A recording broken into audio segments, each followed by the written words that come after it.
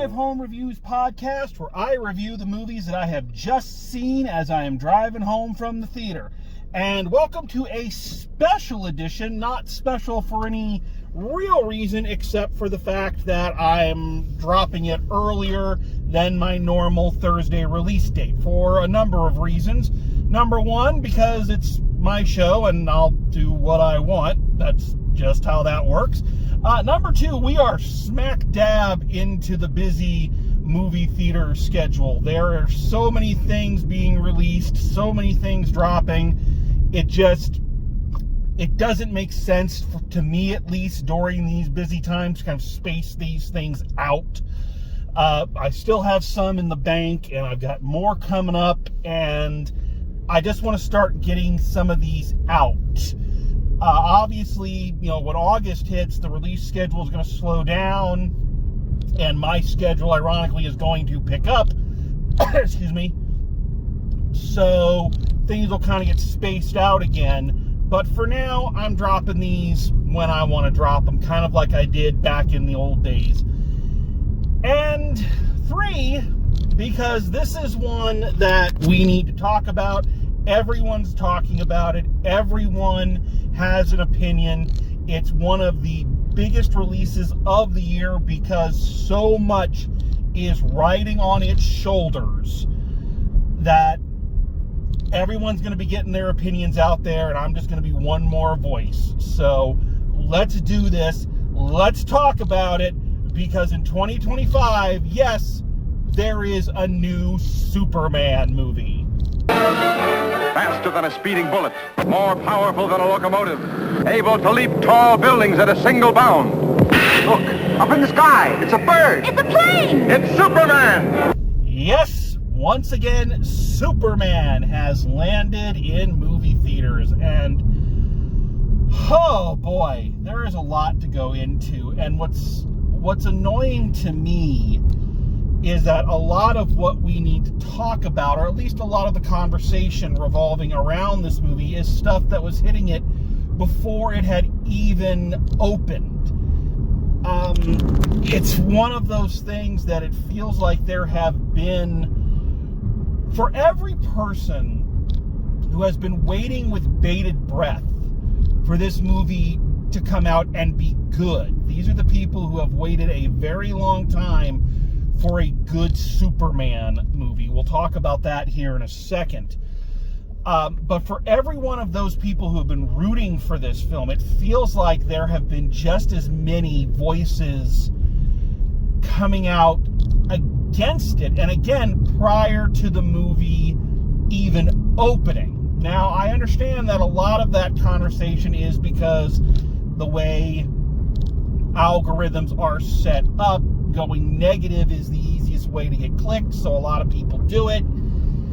So you're not sure how much of this argument is really based on anything. But from the moment the first trailers came out, the people who were the diehard Snyderverse fans didn't like it because it looked like a comic book.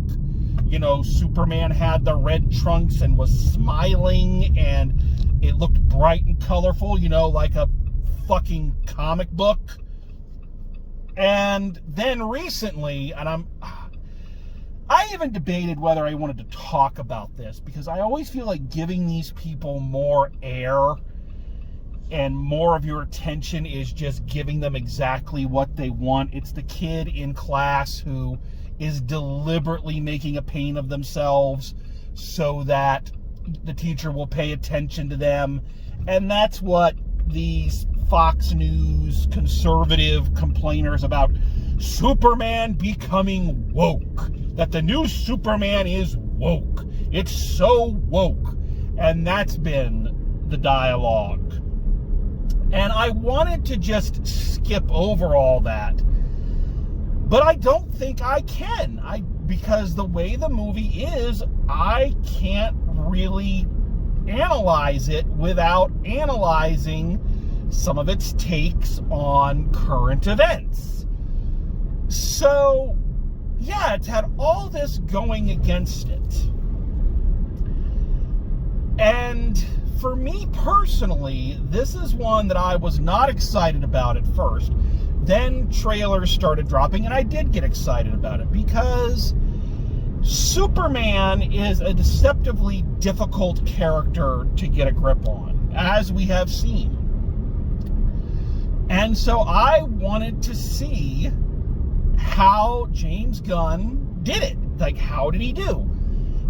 Was it another misfire in a long series of misfires, or did somebody finally get this concept right? And for my money, my personal money, this is the point in time, kind of like after I saw Bumblebee, where I must look at you, the audience, and ask, why was this so hard? Why was making this movie, making a genuinely good Superman movie, a Superman movie that felt like a Superman movie, a Superman actor who felt like Superman, his own Superman, and able to take the best parts of everything that has come first and yet create something wholly new from it. This movie is so good, but when you peel it back and you look at all the stitch work and all of the Frankensteining of different mythologies and different takes on the character that it had to kind of blend together to give us this new take on the character that still feels familiar, it's astonishing to think about how easily this all could have gone off the rails. But it doesn't. And more than that, like any great artist, James Gunn takes this very complicated setup and makes it look so effortless, to the point where, like I said, you have to ask yourself, why was this so hard for so long? Let's not kid ourselves here, folks. I did the math prior to coming out to doing this review. The last time there was a genuinely good Superman movie was Superman 2 in 1980. 45 fucking years. It has taken them 45 years to get a genuinely good Superman movie back out in theaters. And I know that a lot of the previous attempts have their defenders and have the people who like them. So I'm not saying that there was nothing good about the other takes on the character. But let's be honest. As much as you can find things to appreciate in Superman Returns, and I'm sure even people who've never read a comic book can find something good in the Snyderverse take, the fact of the matter is these movies, by and large, were disappointments. This one, I do not see how you could be disappointed in it. It is a fantastic film. Perfect? By no means. But we'll talk about that. But we have got to look at the construction of this movie, because it is something kind of wonderful to behold. So let's start right off. So I'm not going to get too much into the plot. Well, I will, but only in kind of comparison to other Superman plots. One of the first things that this film does right, and is really smart about, is that it doesn't attempt to do another origin story. This movie is confident that everybody coming into that theater knows who Superman is. That this is not your introduction to the character, or if it is your introduction to the character, then you'll be inspired to go and find out more about his backstory for yourselves. They explain his backstory, but they don't feel the need to walk us through it and show us again. At this point, Superman has been active for, I think it said 30 years or so, 3 years or something like that. I forget exactly how it breaks down. But he's been active for a while. Metahumans have been around. So this universe, this take on the DC universe, is used to, this kind of thing happening and these kind of people being around, as illustrated by some truly outstanding elements during some of the bigger action scenes. I love that during several of these big action sequences, the people of Metropolis are just kind of going about their day and just kind of watching it happen because this is Tuesday to them. One of the best scenes comes towards the end of the film where the big final kaboom is happening and the people in the Daily Planet are running around screaming, except for Perry White, Lois Lane, and Jimmy Olsen, who are sitting there talking just casually because, again, this shit just happens to them and they're not fazed by it. I love it. I love that. It's so, the world already feels lived in, and we already kind of establish how Superman fits into this world. We also reveal what our major conflict is. Because this movie, its major conflict is, as you would expect in a Superman movie, Lex Luthor trying to take down Superman. Because of all the reasons Lex Luthor usually tries to take down Superman. But Lex is trying to weaponize public opinion and social media and government perception of Superman specifically because, are you ready? Because while metahumans do exist, Superman is an alien. And because he's an alien, he obviously can't be trusted. So now you kind of see where the woke police kind of come into this and are getting their panties in a bunch, because this movie is boldly making the statement that this alien is not a bad person and contributes something. And even if he came from a questionable background, that doesn't mean he is a bad person. Yeah, I can definitely see why the right wing is pissed off. Let's just jump into this, because I want to cover this right now. But there are other reasons that I love. They are they make no qualms and no subtext about the fact that Lex Luthor is a stand-in for a blend between Elon Musk and, in terms of how he influences people, Donald Trump. It is no secret. They lay it right out.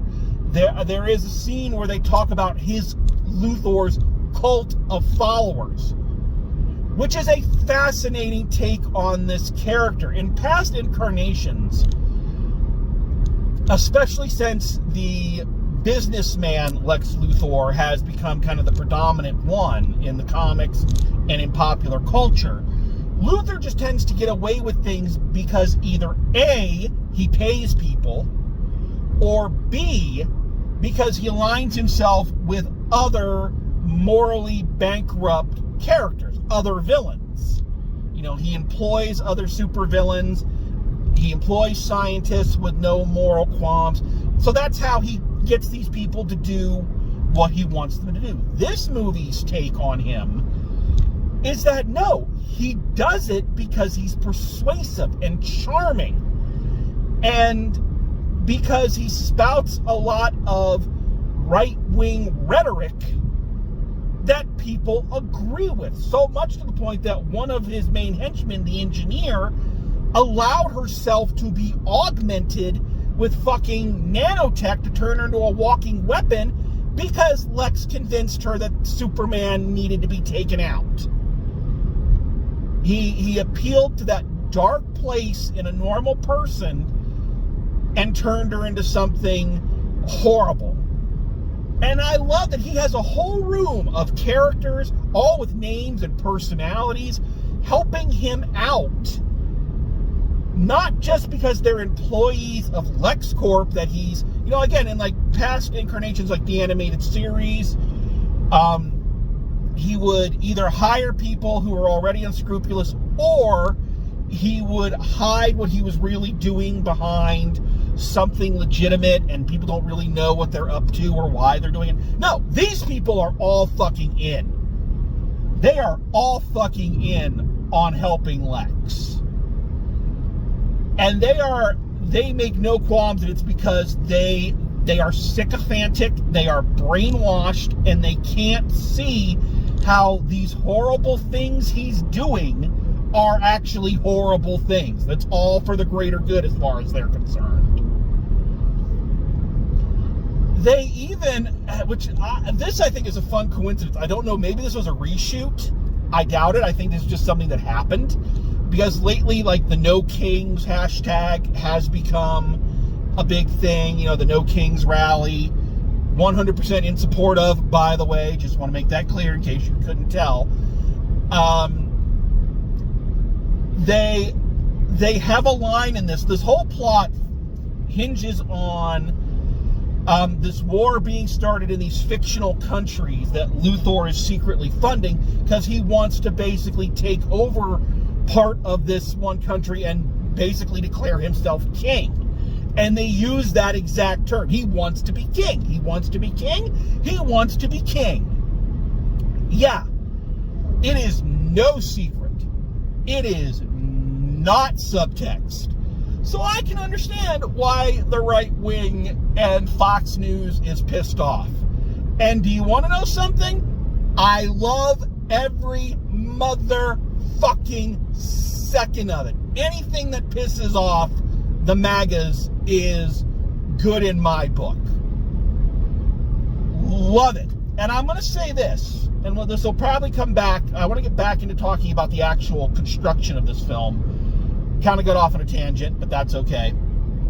I want to say this about this movie and this criticism, that it's woke.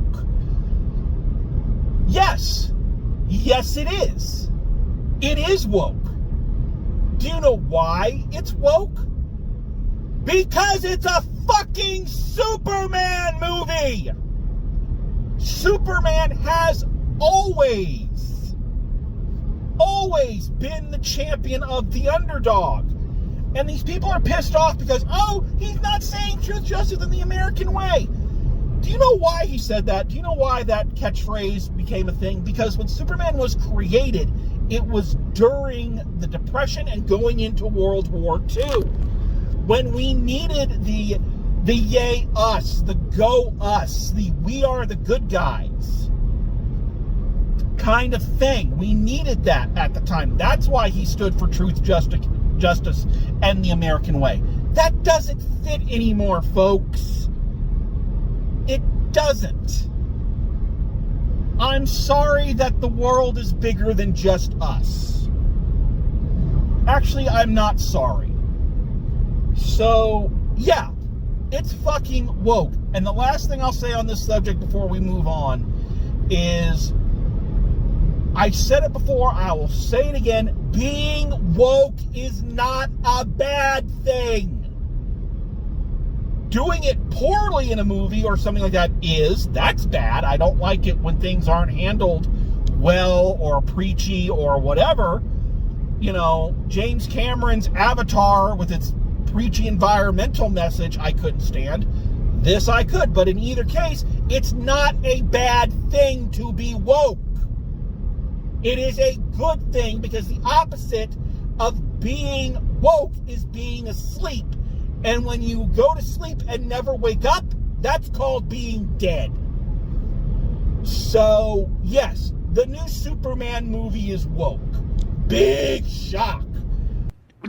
But I'm rambling. Anybody want any coffee? Okay, sorry I got off on a tangent. Let's actually talk about the construction of this movie, because that's what's really fascinating to me. So, as I said, this movie, unlike previous ones, the Snyderverse, it did not want you to it said it didn't want you to bring in any preconceptions from previous Supermans. It wanted to build it from the ground up. It wanted it to be its lore, its take on the character, and that's it. Obviously, that's a lie, because they wanted you to know all that so that they could flip you off with everything they did, but that's what they said. This movie, again, says, no, we want you to come with all of this knowledge from every incarnation of this character that there has been in the past 45 to 50 years.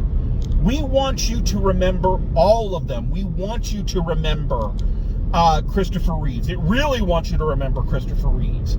It wants you to remember George Reeves. It wants you to remember him from the serials. It wants you to remember him from the Golden Age comics, from the modern day comics. It wants you to remember Smallville and Man of Steel and the animated series. It wants you to remember all of that. And what it does is it picks and chooses the best aspects of all of those and brings them together. For instance, let's just look at a couple examples here. This is a Superman that feels like a proper successor to the George Reeves, Christopher Reeves legacy. The Superman who would get a cat out of a tree in the same breath that he saves an airliner from going down. This is a Superman that during fights with giant monsters rescues dogs and squirrels and people, and stops in the middle of fighting a giant monster to ask everybody in the building, are you okay? This is a Superman who doesn't want to kill the giant monster because it's alive, and he doesn't want to actually kill it. He just wants to get it somewhere, and when it does have to be put down, he wants to do it painlessly. This is a Superman who is good and honest and does embody all of the best aspects of that character. And it's so refreshing and honest. So we've got those influences. You know how much this theme of all these best Supermen coming together is ingrained into the very DNA of this film? The music. One of the things I love about this music is that whenever Superman shows up, whenever he does something, you hear the chords of the John Williams theme, the definitive Superman theme. You all know it. Da da da da da da da da da da da da da da da. The fucking greatest Superman theme ever, maybe the best superhero theme ever.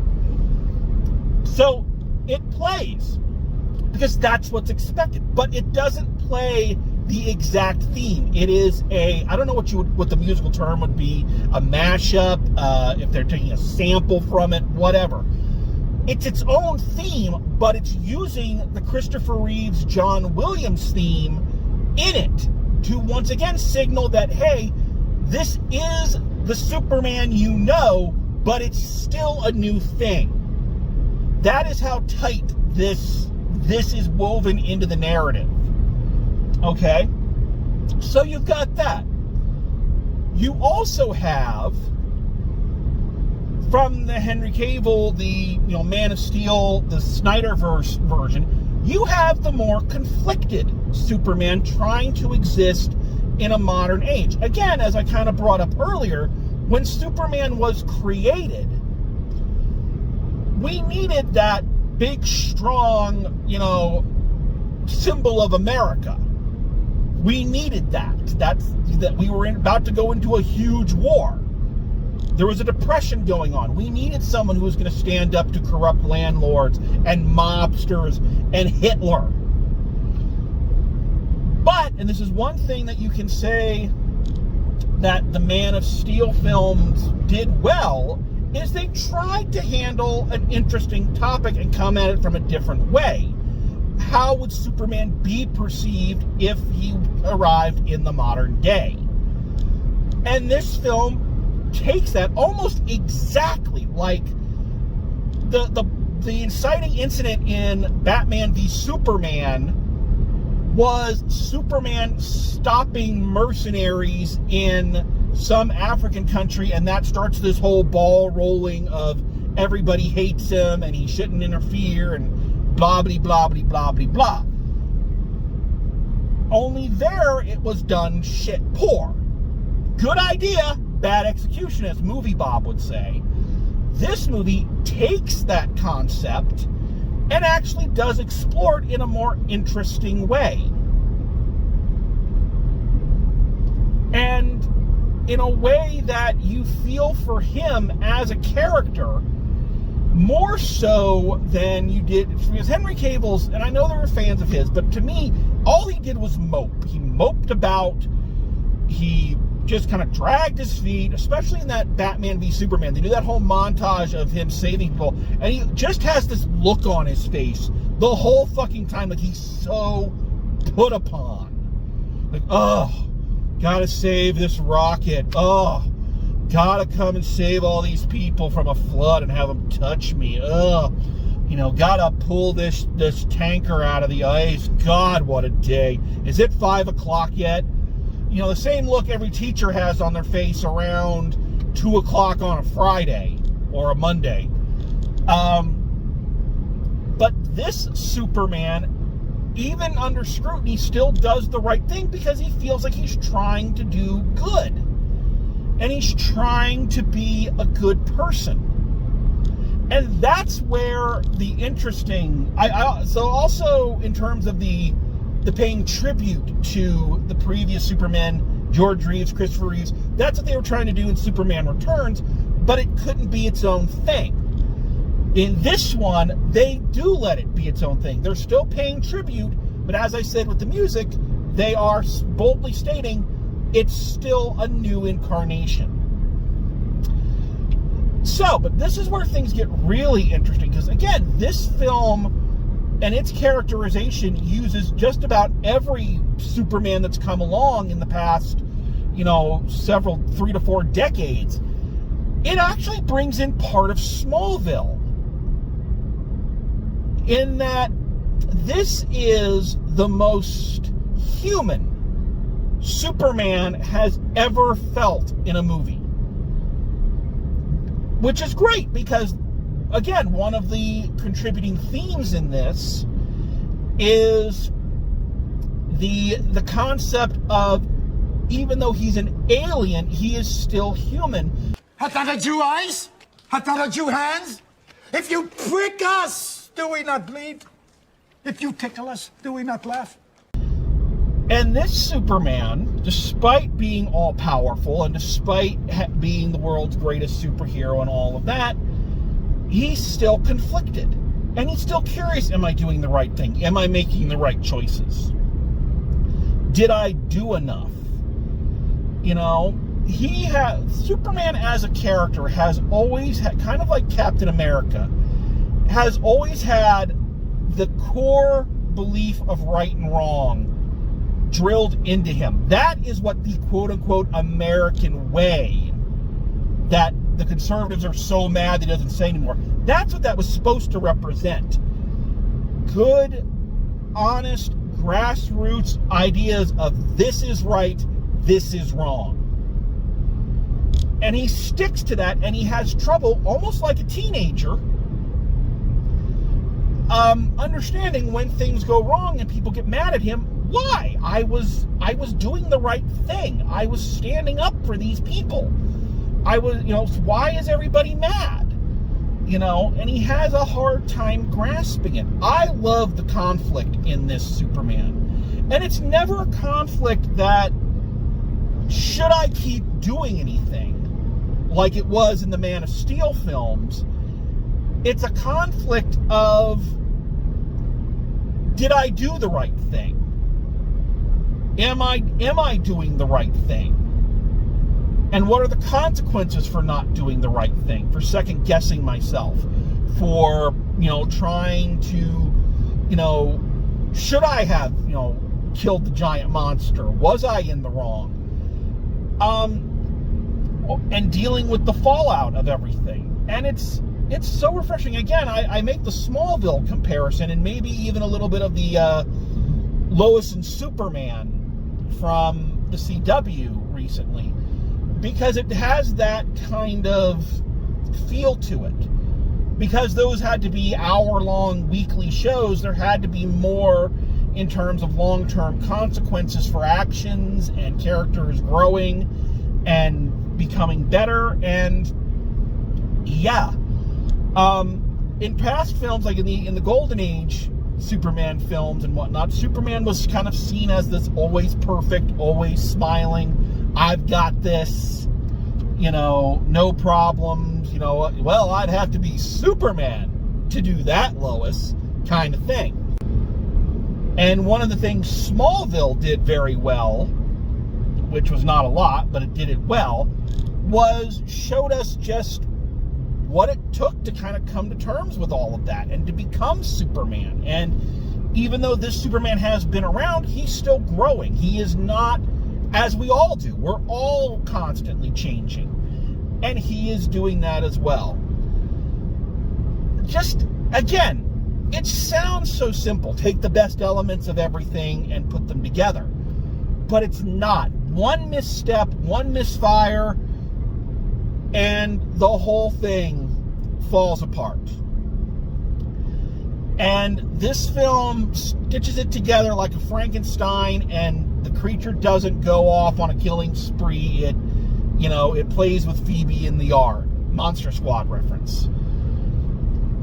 Yeah, it's amazing. The cast is also outstanding. This is a great cast. I really love our new Superman. He is exactly what he should be. A loving tribute to everything that came first, but his own character. This was a movie that when it ended, because that if it was successful, it was going to garner sequels. They're hoping on that. They want their own cinematic universe. And that's why they hired James Gunn to come in and do it, so that they could do their own cinematic universe. And this is Superman. I cannot wait for his sequel. I want to know him again. I want to catch up with him. I want to see how he handles other superheroes in his own canon. Who I think they need to bring in? They need to bring in Steel, one of my favorite superheroes and part of the Superman family. They lay the seeds in here for Connor Kent, the cloned Superboy. I'd love to see him in this world and how Superman handles that. Lois Lane, also great. All the characters in this are great, are well casted, they work well together. It's still great seeing Superman and Lois Lane who have chemistry and they actually feel like a couple, a young couple just starting out. I love that I didn't know when I saw the trailers and everything how they were going to handle having other superheroes like Hawkgirl, Guy Gardner, and Mr. Terrific. But I love how they're in here too. And I love how they have distinct personalities. I love how they're already establishing these superheroes have a community of their own. They know each other's names. They know each other's secret identities most of the time. They have nicknames for each other. They have relationships. Of course, Nathan Fillion is brilliant as Guy Gardner. Just fucking amazing. I don't want to see a whole movie with him. I just want him to be exactly what he was here, a supporting player, and he was great. The award for the best casting for me is going to go to two characters that I think people are going to be very surprised at. And that is Ma and Pa Kent. Oh my God. These two people, and they had precious little screen time. But something happened to me watching this that I was not expecting to happen watching a Superman movie. It actually made me feel. I welled up a little bit. There is this scene where Superman has been injured. He does get injured a lot. This Superman gets his ass kicked in this movie a lot. But at any rate, and he goes back to, Lois brings him back to Smallville to heal, and his parents carry him into bed and they lay him down and they're sitting there stroking his hair, and you know, Pa Kent is like bawling because that's his son. And it's so very little is done, but it's so powerful that you see how much these people love him.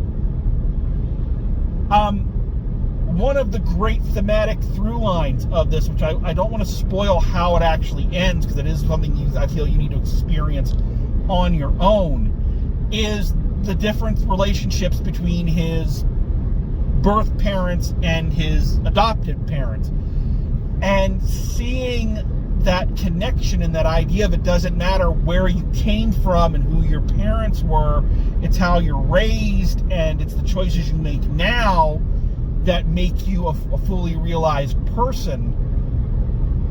The scenes with the Kents were fucking awesome. And like I say, they elicited emotion from me. Oh, you're crying! So, a lot of great things about this movie. A lot of great things. But I do feel like we have to talk about this. Is it perfect? I've heard some people, you know, some of the advertisers, oh, the greatest superhero movie of all time. Keeping in mind they say that about every superhero movie that comes out for the marketing. Is it perfect? No. There are some things that aren't done as well and do kind of hold this movie back. Not from being good, I think just from being everything it could have been. I'll start with a minor one. This is so minor and and I also think this is the thing that will just not so much make me angry. I'm not angry about it. It's more of I feel like they had there's something more interesting they could have done.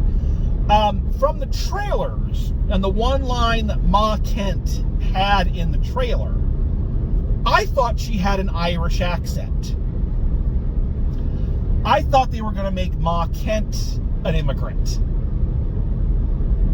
An Irish immigrant. And I thought that was so fucking cool. What a great idea. It adds just so much subtext and layers, especially to these themes that this movie is trying to get across. And her first scene, it turns out it was just a very thick, Kansas accent. Doesn't make the performance any less, doesn't make the emotional impact any less. It was just something I heard and thought that would have been so much cooler. It would have been that little bit cooler, I should say. I think, let me amend. It would have been just that much more impactful if they'd gone that route. Maybe that didn't even occur to them. It didn't occur to me till I saw the trailer. Again, that is not even a nitpick. That is wouldn't that have been interesting kind of thing. So it's not even a negative. Here's the thing. Here is the big negative. And it's kind of the reverse of the coin of what I said one of the strengths of this movie was just starting us off right in the middle. It doesn't take any time to, worry about world building or, it's like, who Superman is, what's going on, boom, let's rock. And for the most part, that works. But I kept feeling like I was coming in the middle of a story that had a setup that I did not get to partake in. I felt like, have you ever gone and seen a sequel to something? Or you've gone and seen a big screen version of a movie, like maybe one of the Dalton Abbey movies or Star Trek or anything like that, and you go and see it with someone who's not familiar with the show, and you spend a lot of time trying to explain who everybody is, I felt a little bit like that person. Now, I know Superman, but I haven't read the Superman comics in a long time. And for instance, in the Daily Planet, there are all these other reporters. Most Superman fans, of course, know Perry White, Jimmy Olsen, Lois Lane, the trinity of the Daily Planet. But here they had like 3 other characters. They had Cat Grant, who I was familiar with because I remember her from the Supergirl TV show played by Callista Flockhart. So I knew who she was. But these other 2 characters, I had no fucking clue who they were. And it would have been fine if they were just kind of background characters, but then, like, during the big brouhaha at the end, suddenly, like, these characters are being called by Perry to, you guys, come with us in Mr. Terrific's flying vehicle here, and, you know, ride shotgun with us.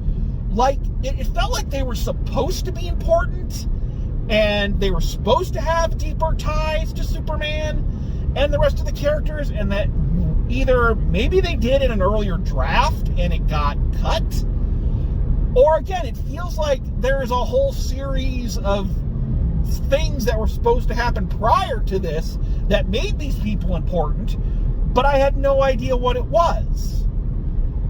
And a lot of the movie feels like that.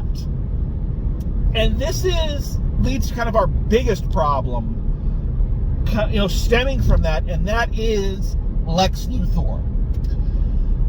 I want to say that Nicholas Hoult does a great job. He's a really great Lex Luthor. And again, I love how there are nods and shout-outs to past Lex Luthors in everything, in his wardrobe, his presentation, all of that. He's a very imposing figure. I like his performance, but I kept feeling like something was off, and not in the way that you're supposed to feel with Lex Luthor, in the way that I felt like the performance was missing something. And I think what it was missing is, as I said during my MAGA rant,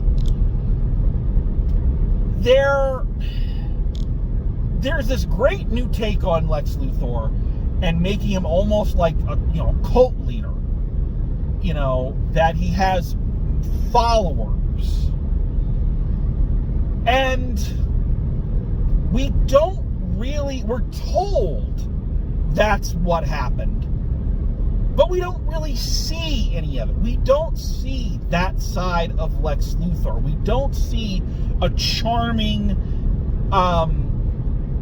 tell you everything you want to hear, and all with a smile. I don't know how anybody could see this guy walk in and not go, well, that guy's evil.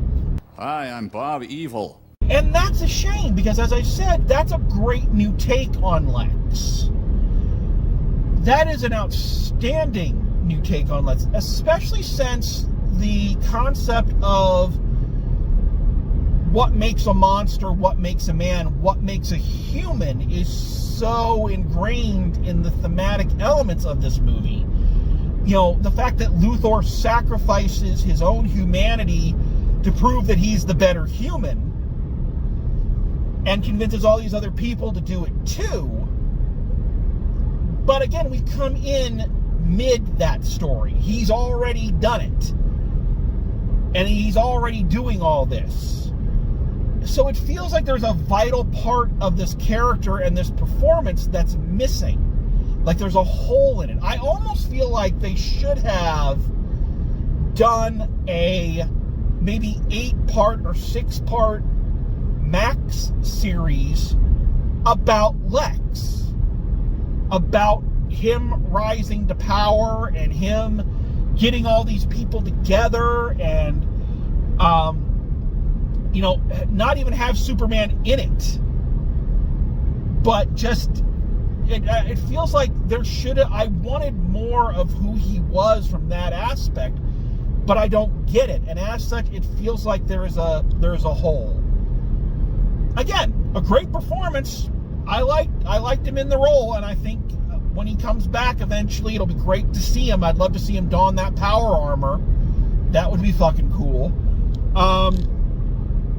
But yeah, I do feel like it takes a long time for it to feel like a proper movie and not like a continuation of something that nobody saw the first part of, if that makes sense.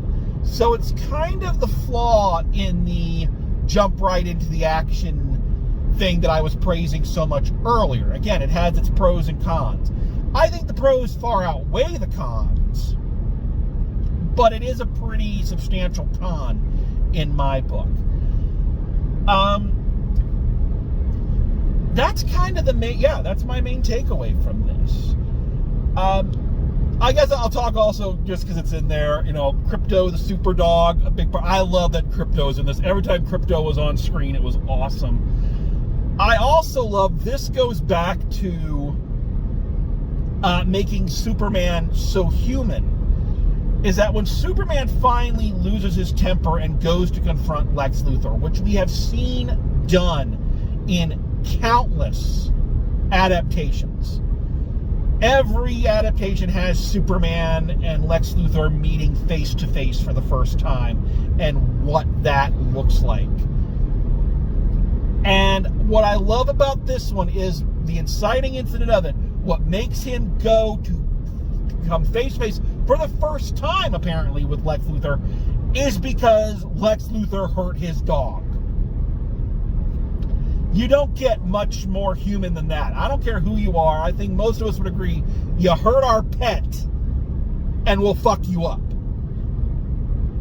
And I really liked that. That was, yeah. So, yeah. I want to wrap this up. I'm sure there's things I'm forgetting, but guys, we've been waiting for this for a long time. This is a good Superman movie. Almost a great Superman movie. And it's a Superman movie that gets me excited and I never thought I'd be excited for the DC universe. I had lost faith outside of like the Arrowverse, and even that ran its course. But I'm excited. I want to see takes on other superheroes. And I don't want them just to, go with the same characters all the time. I've got my whole thoughts on Batman I'll share in some other format.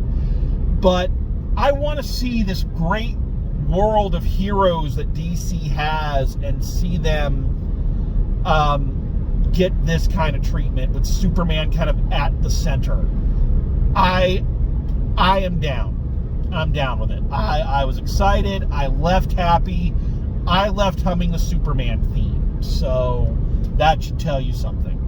All right, let's wrap this up, everybody. So final grade for Superman 2025, I'm going a solid A. I think it could have been an A+. Maybe it might slip, in my opinions, after I've had some time with it, to an A-. But I really enjoyed it, and I can't wait to see it again. And I'm excited for what comes next. So I don't know what else you could ask for from a superhero movie. I guess the only thing I could ask for is that the same thing happens in a few weeks when the Fantastic Four movie comes out and we see how they fare, because they've got quite the history. So, yeah. So you probably were already going to, but go see this movie. You won't regret it. All right. So that is it. Thank you for joining me for this special edition of Drive Home Reviews. Thanks for coming along. Thanks for listening. And as always, drive safe, and I will see you at the movies.